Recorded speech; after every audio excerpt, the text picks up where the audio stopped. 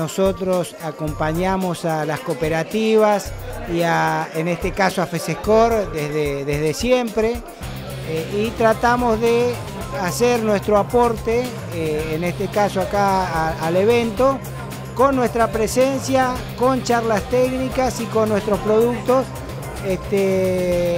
¿Por qué? Porque es nuestra forma de vida, y también porque estamos convencidos y compenetrados del movimiento cooperativo.